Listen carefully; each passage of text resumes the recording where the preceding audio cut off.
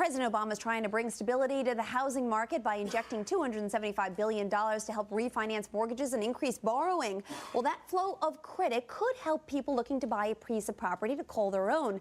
For a look at where the prime spots are, the best and the worst, I'm joined by Dani Babb, real estate analyst and author of The Accidental Landlord, How to Rent Your Home When It Doesn't Make Sense to Sell It. Boy, oh boy, it couldn't be better timed. Dani, good to see you. Thanks for being here. All right, first and foremost, let's talk about where are the top places to live in the country. And as we're talking here, we have a list of the top 5. Tell me where they are and why they are some of the top places to live. Well, I've selected the top 5 for my own investors and people for my own investments that I do because for several reasons. First of all, I want to look for strong job growth. I want to make sure that jobs are not leaving the area. I want to make sure that boomers are moving there so that there's a future. So the top 5 that I'm looking at right now: South Florida, tons of inventory. The banks are taking a 20 to 40% decrease over the current mortgage value, which is incredibly low. And it's boomers are moving there, which will drive up demand in the next 10 years. So I love that area. All of Texas, ridden out the market extremely well. Kylene, Austin, Round Rock doing fantastic. They continue to grow, modest gains, even despite the downward spiral. So it's been very good. Idaho, too many bees, but excellent place to live if you want to maintain appreciation. And boomers from Colorado are moving there. So that's something that I'm really looking for, is the boomer aspect. Same with Phoenix. Inventory is very high. Boomers are moving.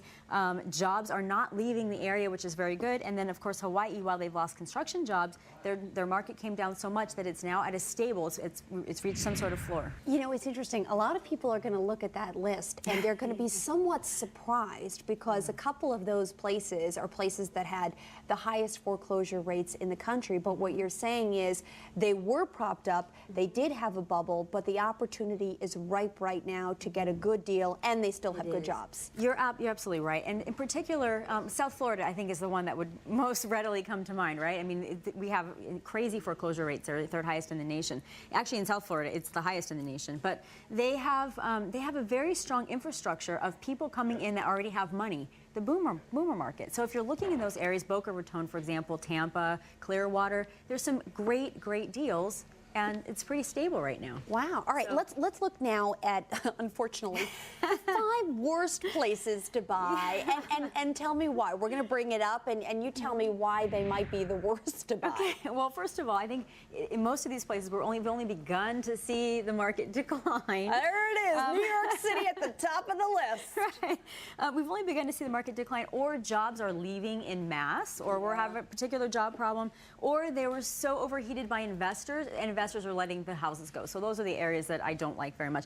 New York City and the surrounding area, I just moved here and I'm renting instead of buying for the time being because I'm seeing condo prices drop 30% or more, even in brand new buildings. So that's definitely a red flag to me. I think the job uncertainty is just starting out here. Detroit and the surrounding areas, the job market there is why I have this on my do not buy list. Although you can buy a house for $3,000, and I'm not kidding, it's a very nice home. So you can get something very cheap. Wow. Yeah, it's amazing. Riverside in San Bernardino County, California. What happened during the bubble is a lot of people moved to the suburbs because they couldn't afford to live in the city. What happened is a lot of these areas like San Bernardino, Riverside, this is a very strong area hit by foreclosures. Now they can afford to move into the city, so they want to move closer to where they work. They're leaving the suburbs, moving into the city, and then we're starting to see the prices come down. So that's one area. Northern California, .coms are beginning layoffs. That's a problem. It's been an overheated market for 2 years. And then Nevada, the entire state, is going crazy, still plummeting. And it's about 70% of foreclosures are caused by investors, which right now there's no help for whatsoever. So they're just letting them go back to the bank. Yeah, we've seen some of those results in Las Vegas, and it's been ugly. It has. Dani Babb, as always, thanks so much for breaking that down for us. So New York City's not the place to buy. Not yet. I'm ready to jump on it. Yeah, you're lucky because you're renting.